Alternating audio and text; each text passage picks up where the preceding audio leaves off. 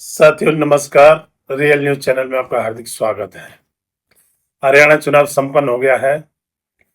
चुनाव से पहले कांग्रेस जिसकी आंधी और सुनामी चल रही थी,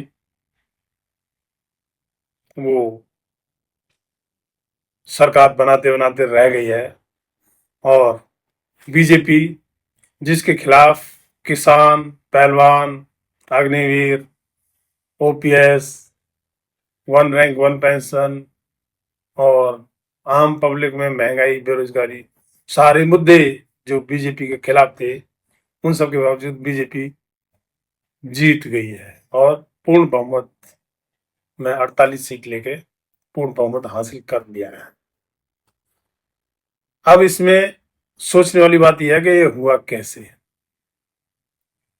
हमारे देश में कांग्रेस पार्टी एक वो पार्टी है जो कहती है कि उन्होंने देश आजाद कराया, और इस मनोदशा से कांग्रेस पार्टी निकल नहीं पा रही है, जबकि देश और देश के लोगों की मनोदशा काफी बदल चुकी है। कांग्रेस पहले तो अपने सहयोगी जिनसे वो गठबंधन कर सकती है उनको बहुत कमजोर समझती है। जैसा कि दीपेंद्र हुड्डा ने इस हरियाणा चुनाव में ये कहा था कि समाजवादी पार्टी का हरियाणा में कोई जनाधार नहीं है। पहले तो उनकी सोच ये होती है, लेकिन चुनाव हारने के बाद में उन्हीं पार्टियों को जिम्मेवार ठहराते हैं कि उनकी वजह से हम हार गए। जैसे आम आदमी पार्टी पहले समझौते की बात चल रही थी लेकिन नहीं किया, और अब आम आदमी पार्टी ने काफी वोट काटे। अरे भाई, सभी का चुनाव लड़ने का संवैधानिक अधिकार है। आप उस पर प्रश्न चिन्ह कैसे लगा सकते हो, और लगाते हो तो आपकी बेवकूफी है। दूसरे, कांग्रेस पहले तो जो सहयोगी पार्टियां हैं उनकी हिस्सेदारी नहीं देती है। असली बात तो वही है, इसलिए वो समझौता नहीं करते हैं कि कांग्रेस किसी को हिस्सेदारी देना नहीं चाहती है, और हार पर अपनी सोच या अपनी कमी, या मैं तो कहूंगा अपनी नालायकी को छिपाने के लिए दूसरी पार्टियों पर एलिगेशन लगाती है कि हम उनकी वजह से हारे। उनकी वजह से नहीं, तुम अपनी वजह से हारे, अपनी सोच की वजह से हारे, अपनी नालायकी की वजह से हारे। अगर आपने पहले ही उन चीजों को अच्छी तरह पहचान लिया होता और जिनसे गठबंधन किया जा सकता है उन पार्टियों को उनकी हिस्सेदारी देके गठबंधन में शामिल कर लिया होता, तब सत्ता में होते और ये चीजें चलती ही नहीं।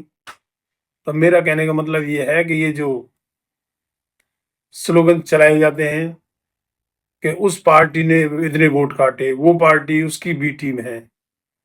अरे बी टीम क्या, वो तो तुम्हारी ए टीम होती है अगर तुम उन्हें उनकी हिस्सेदारी देते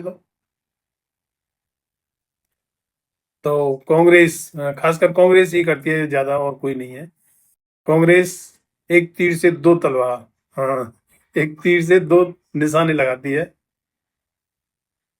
कि पहले उनकी हिस्सेदारी नहीं देती है और बाद में एलिगेशन भी उन्हीं के ऊपर लगाती है।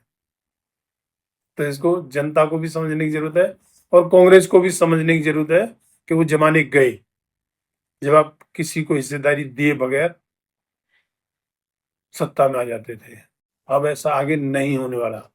जमाना बदल रहा है, लोगों की सोच बदल रही है, और वोट देने से पहले वोटर बहुत कुछ सोचता है, किससे क्या फायदा होगा, क्या नुकसान होगा, कौन नैतिक है कौन अनैतिक है। अगर हरियाणा में कांग्रेस, समाजवादी पार्टी, आम आदमी पार्टी और भी कई पार्टी हैं, एनएलओ, बीएसपी, जेजेपी, एएसपी, इनको इनकी हिस्सेदारी दे के अपने गठबंधन में शामिल कर दे, इनका गठबंधन मजबूत होता और सत्ता में आते। अब क्या हासिल हुआ? तो कांग्रेस को भी बदलना होगा, अपनी सोच बदलनी होगी, तभी काम चलेगा। नहीं तो जो समय के साथ अपने आप को नहीं बदलेगा वो खत्म होगा। पोस्ट अच्छी लगी हो तो चैनल को सब्सक्राइब, पोस्ट को लाइक, शेयर और चैनल कमेंट में अपनी राय जरूर दें। इस पर आप क्या सोचते हैं? धन्यवाद। जय भीम।